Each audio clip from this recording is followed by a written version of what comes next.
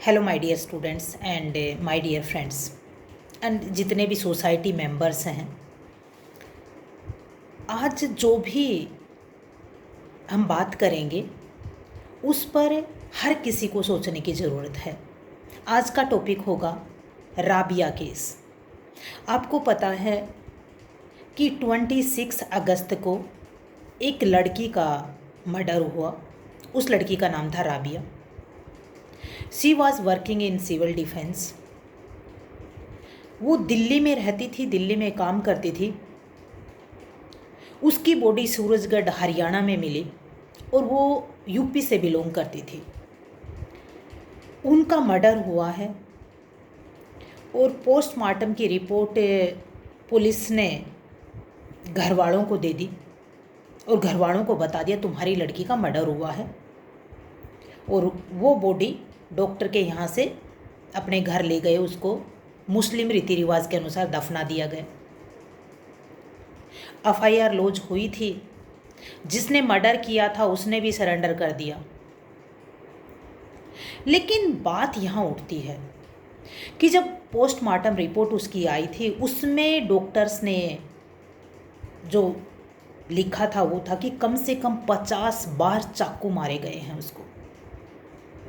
ये इतना अमानवीय काम कोई कैसे कर सकता है? रूह खड़े हो जाते हैं हमारे। क्या इंसान नहीं हो?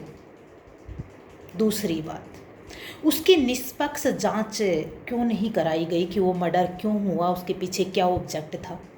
अगर हम मीडिया में इंस्टाग्राम के थ्रू, फेसबुक के थ्रू या यूट्यूब के थ्रू अगर फैक्ट्स लेते हैं तब उसमें तरह तरह की बातें हैं।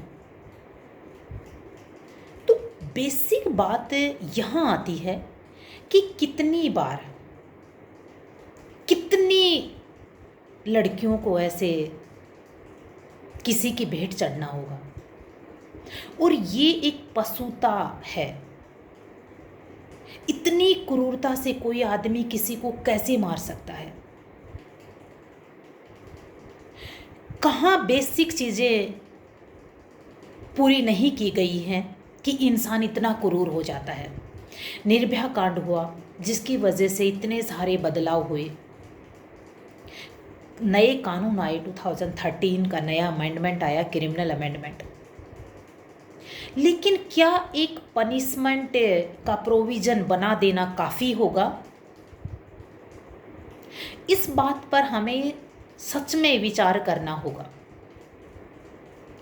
हम इतना हल्के से कैसे ले सकते हैं? इंसान इंसान का बैरी हो गया है। दूसरी बात, कब ये ख़त्म होगा कि आज कभी हाथरस केस आता है तो कभी निर्भया केस आता है तो कोई राबिया आती है, कभी कोई आता है। तो कहाँ से इतनी पशुता उसके दिमाग में पैदा होती है तो इतनी क्रूरता से हत्या कर दी जाती है? दूसरी बात, हमारा क्रिमिनल जस्टिस सिस्टम जिसमें इम्पोर्टेंट रोल होता है पुलिस का, और पुलिस काम करती है स्टेट के बिहाफ पर। कैसे कोई गवर्नमेंट इतनी लापरवाह हो सकती है कि सख्ताई से आदेश ना दे कि निष्पक्ष जांच की जाए?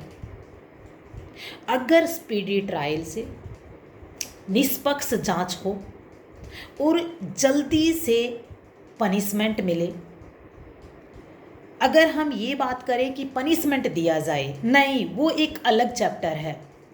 आज बात है कि ऐसा कोई कैसे कर सकता है और कब तक? हम हिंदुस्तान में रहते हैं, डेमोक्रेटिक कंट्री में रहते हैं।